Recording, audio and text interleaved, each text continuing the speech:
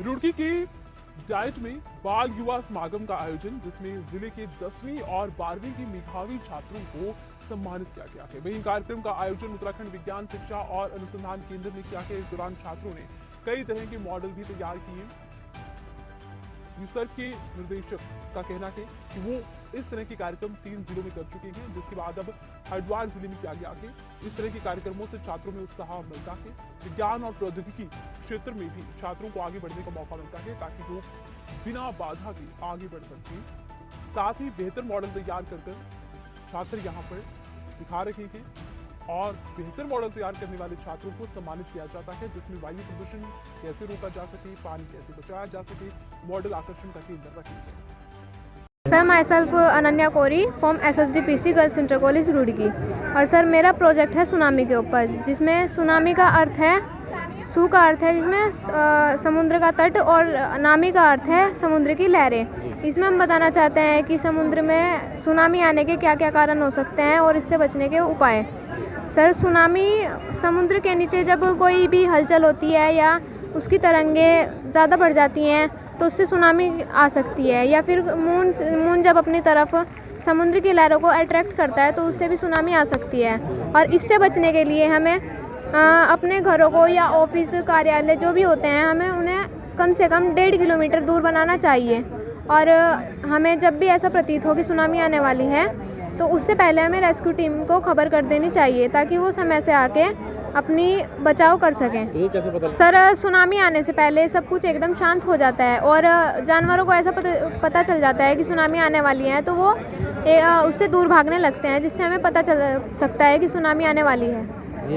मेरा स्कूल है SSDPC girls inter college Roorkee Haridwar. जो हमारा मॉडल है ये है संसाधन प्रबंधन। संसाधन होता है मतलब कि जो चीज़ हमारी डेली यूज़ में हमारी मदद करती है, जैसे कि आना जाना हमारा गाड़ी से होता है, और भी चीज़ें। जो बिजली है वो हमारी सन से होती है। मेन सन से जो रोशनी आती है वो हमारी सोलर पैनल को एनर्जी देती है, और इससे हम बहुत सारी चीज़ों में इसका यूज़ करते हैं। बाई चांस अगर हॉस्पिटल है, हॉस्पिटल में किसी का ऑपरेशन है, अगर ऑपरेशन थिएटर में लाइट चली गई तो हम सोलर पैनल की मदद से वो ऑपरेशन कंटिन्यू करके किसी की जान भी बचा सकते हैं। तो जनरेटर से भी कर सकते हैं? जो डीजी होता है, जनरेटर से हमारे पॉल्यूशन को बहुत नुकसान होएगा, क्योंकि जनरेटर से जो धुआं निकलता है वो हमारे पॉल्यूशन में जाता है। इस वजह से सोलर पैनल ज़्यादा यूज़फुल रहेगा, क्योंकि ये ज़्यादा एनर्जी भी करता है और थोड़ा कॉस्टली भी है। कॉस्टली तो होता है थोड़ा, पर ये अच्छा मतलब यूज़ बहुत ज़्यादा होता है इसका। तो दूसरा है हमारा विंड व्हील। विंड व्हील ऐसी जगहों पे लगाया जाता है जहाँ पे ना ज़्यादा तेज़ हवा चले, मैदानों के आसपास इसको लगाया जाता है। जब इसकी पवन चक्की ऊपर ये पंखुड़ी घूमती है तो जो अंदर की मशीन है वो 10 गुना ज़्यादा तेज़ी से बढ़ती है और एनर्जी जनरेट करती है। ये जो है ये सारे में वो एनर्जी जनरेट करता है, और ये कम से कम 20,000 घरों को एक साथ बिजली प्रदान कर सकता है। और जो हमारा बारिश का पानी है, देखा जाए बारिश जब होती है तो उसका जो पानी है वो घरों में इकट्ठा भी हो सकता है, जिससे हमारे डेंगू मलेरिया के मच्छर होते हैं और लोग बाग बीमार भी हो सकते हैं। अगर हम बारिश के पानी को इकट्ठा करके उसका ऐसा सोर्स बना दें कि वो हमारे पर्यावरण में यूज़ हो जाए, तो हम छतों पे ऐसे पाइप लगा सकते हैं और ये हमारे पर्यावरण को शुद्धि देंगे। तो इससे हम किचन गार्डन या कोई भी पर्यावरण का स्रोत लेके उसमें हम इस पानी का संचय कर सकते हैं, जैसे कि उससे हमारे पर्यावरण को प्राप्त होएगा और हमारा जो पर्यावरण है वो हरा भरा रहेगा। धन्यवाद। USERC द्वारा स्टेम लैब और लाइब्रेरी के उद्घाटन में प्रतिभा करने का मुझे अवसर प्राप्त हुआ, और यहाँ के आचार्य डंगवाल जी और यहाँ पे डायरेक्टर रीता रावत जी हमारे साथ थी, और सभी बच्चों ने बहुत अच्छी एग्जीबिशन यहाँ पर लगाई, बहुत अच्छे मॉडल्स बनाए।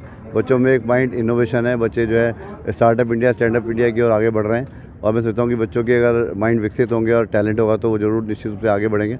आज भारत जो है आगे बढ़ रहा है और विकसित भारत की तरफ बढ़ना हमारा लक्ष्य है। 2047 का जो लक्ष्य दिया है हमारे प्रधानमंत्री नरेंद्र मोदी जी, उस पर हम सब लोग आगे बढ़ रहे हैं, और साइंस और टेक्नोलॉजी की तरफ खास तौर से मैं समझता हूँ कि विज्ञान और अनुसंधान हमारे लिए बहुत आवश्यक है, और बच्चे इस बार आगे बढ़ रहे हैं। मैं बच्चों को शुभकामनाएं देता हूँ, बधाई देता हूँ। ठीक है, आज जो बच्चे देख रहे हैं उस पर काम कर रहे हैं, और हर क्षेत्र में बच्चों ने काम किया है, चाहे ऑर्गेनिक एग्रीकल्चर हो, चाहे हमारा सॉलिड वेस्ट मैनेजमेंट हो, चाहे बच्चों ने पोल्यूशन को लेकर काम किया हो, चाहे बच्चों ने सोलर को लेकर काम किया हो। सभी क्षेत्र में समझता हूँ कि बच्चे आगे बढ़ रहे हैं। जिस चीज़ में बच्चे आगे बढ़ रहे हैं और उसी चीज़ में बच्चे मार्क्स कर रहे हैं अपने, यही मेरा बच्चों से कहना है कि बच्चे उस क्षेत्र के लीडर बने।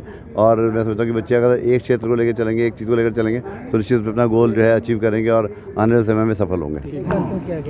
ये यूसर्क के द्वारा चतुर्थ बाल युवा समागम आज डाइट रुड़की में आयोजित किया गया है, जिसका मुख्य उद्देश्य यही है कि ऐसे मेधावी छात्रों को सम्मानित करना जिन्होंने कक्षा 10 में और कक्षा 12 में एक मेरिट में स्थान प्राप्त किया है। और ये हमारा चौथा है। इससे पहले हम 3 जनपदों में कर चुके हैं। टिहरी हो गया, उत्तरकाशी हो गया, उधम सिंह नगर हो गया।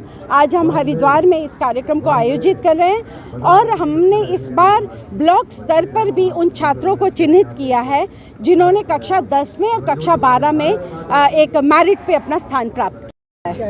मकसद ये है कि ऐसे छात्रों के माध्यम से अन्य छात्र भी उत्साहित होते हैं, प्रोत्साहित होते हैं और इस तरह की विज्ञान और प्रौद्योगिकी की जो प्रदर्शनी आप सबने देखी होगी, इसके माध्यम से भी छात्रों में एक चिंतन कौशल विकसित होता है, एक क्रिएटिविटी डेवलप होती है और इसके आगे अगर हम बात करें तो इनोवेशन की तरफ छात्र प्रेरित होते हैं। इसमें हमारे लगभग 40 विद्यालय हैं जिन्होंने प्रदर्शनी लगाई है और उसकी जो थीम रखी गई थी वो विकसित भारत और उसमें विज्ञान और प्रौद्योगिकी क्या भूमिका होगी, इसी को आधार बनाकर आज हमारे सामने दूरस्थ क्षेत्रों के बच्चों ने अपनी विज्ञान प्रदर्शनी का आयोजन मतलब उन्होंने डिस्प्ले किया है।